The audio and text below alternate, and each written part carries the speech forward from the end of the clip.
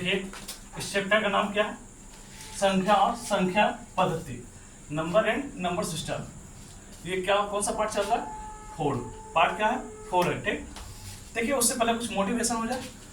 ठीक, चलते हैं। देखिए समय और समझ में क्या अंतर है। समय और समझ दोनों एक साथ बस किस्मत वाले को मिलता है। दोनों किसको मिलता है, एक साथ किसको मिलेगा, किस्मत वाले को मिलता है। क्योंकि अक्सर समय आने पर समझ नहीं आता है और समझ आने पर समय निकल जाता है ना।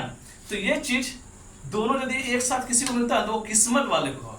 आज यदि आप अपना किस्मत बनाना चाहते हैं तो आप एकदम मेहनत करके उसके पीछे रात दिन एक करके आप अपने किस्मत से, समय से किस्मत को जगा सकते हैं। चलते हैं ऐसे आगे से सब। स्थानीय मान या आकाशिक मान पूछे। ठीक, आकाशिक मान पूछे तो क्या जवाब दीजिएगा। जैसे कि 5 का स्थानीय मान पूछ ले या आकाशिक मान पूछ ले तो 5 के बाद, देखिए हम इस क्वेश्चन के लिए बोल रहे हैं, 5 के बाद जितना भी संख्या रहे उसके स्थान पर हम क्या लगा देंगे, क्या बैठा देंगे, शून्य बैठा देंगे। अब जैसे कि मान लेते हैं यहाँ 5 है, बाकी जितना संख्या उसके स्थान पर क्या बैठा देंगे, शून्य बैठा देंगे। तो उसी तरह से किसी भी संख्या का इकाई मान पूछता है तो उस संख्या का वही मान हो जाता है जो मान पूछता है। जैसे कि मान लेते हैं 8 का इकाई मान पूछेगा तो 8 का इकाई मान पूछेगा तो 8 एकम 8 हो जाएगा।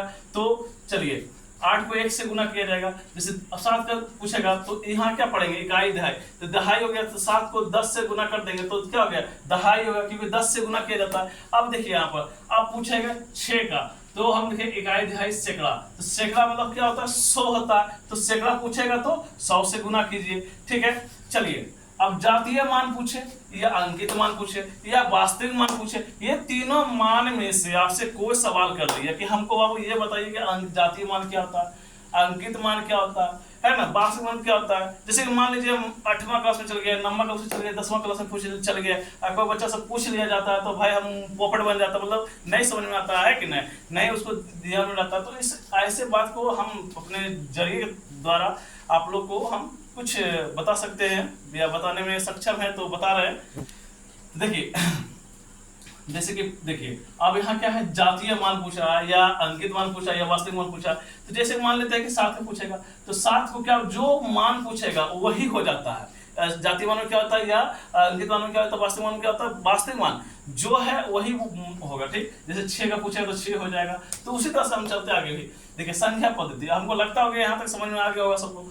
अब यहाँ सब चलते हैं संख्या पद्धति। संख्या पद्धति क्या होता है, तो संख्या जैसे कि मान लेते हैं क्या 100 है तो हम गिन सकते हैं, 1000 है तो गिन सकते हैं, ये क्या है, इकाई दिहाई सैकड़ा हजार 10,000, तो 25,675 हम गिन सकते हैं। अब हम लेकिन यहाँ ये सवाल डायरेक्ट हम बोल दे कि हमको इतना बताओ, लेकिन इसमें क्या होता है, इतना यदि हम सवाल दे दिया तुरंत किसी को बोले तो कोई ऐसा बच्चा होता है जो कमजोर होता है, वीकनेस होता है, तो इसमें क्या है, बहुत कठिनाई हो जाती है, उसमें नहीं बता पाता है कि नहीं। तो उसके लिए हम बता रहे हैं कि संख्या पद्धति क्या है। तो संख्या पद्धति 2 प्रकार के होते हैं। कितने प्रकार के होते हैं, 2 प्रकार के होते हैं। संख्या पद्धति कितने प्रकार होते हैं, एक राष्ट्रीय अंकन पद्धति और दूसरा अंतरराष्ट्रीय अंकन पद्धति। चलिए यहाँ देखते हैं भारतीय, अब देखते हैं राष्ट्रीय अंकन पद्धति को ही हम भारतीय अंकन पद्धति बोलते हैं, राष्ट्रीय अंकन पद्धति बोलते हैं।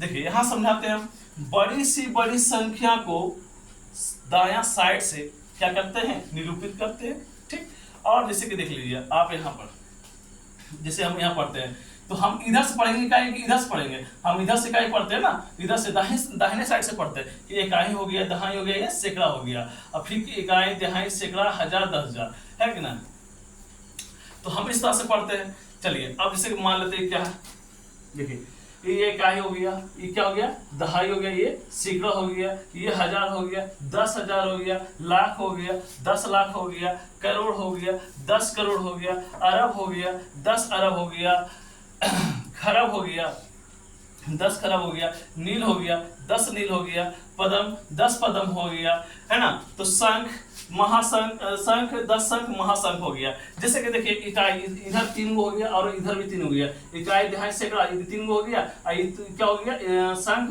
दशक और महाशक, ये भी तो कितना हो गया, 3 हो गया। तो हम इसको क्या पढ़ेंगे, इकाई दहाई सैकड़ा को हम इकाई पढ़ेंगे। और क्या है, हजार 10,000 को क्या पढ़ेंगे, हजार के अंतर्गत आएगा। ये लाख 10 लाख किसके अंतर्गत आएगा, लाख के अंतर्गत आएगा। करोड़ 10 करोड़ किसके अंतर्गत आएगा, करोड़ के अंतर्गत आएगा।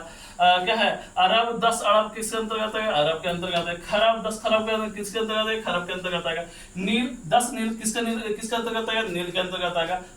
पदम 10 पदम किसके अंतर्गत आएगा, पदम के अंतर्गत आएगा। उसी तरह से संघ 10 संघ महासंघ किसके अंतर्गत आएगा, संघ के अंतर्गत आएगा। चलिए, तो हम यहाँ तक आपको लगता है कि हम समझाने में आपको, है ना। देखिए, इसमें ही भारतीय अंक पद्धति यहाँ से आपका समाप्त हो गया। भारतीय अंक पद्धति यहाँ से आपका क्या हो गया, क्लियर। आपको जितना यहाँ तक बताए तो भारतीय अंक पद्धति हमारा से यहाँ से क्लियर हो गया। अब देखते हैं वास्तव में कितना होगा। देखिए इसको हम पढ़ते हैं, इकाई हो गया, दहाई हो गया, सैकड़ा, हजार, 10,000, लाख, 10 लाख, तो 27,85,756। हम इसको इस तरह से पढ़ सकते हैं, इसको क्लियर। हमें नहीं लगता है कि यहाँ तक किसी को कोई प्रकार का डाउट होना चाहिए मेरे अनुसार। चलिए ठीक है।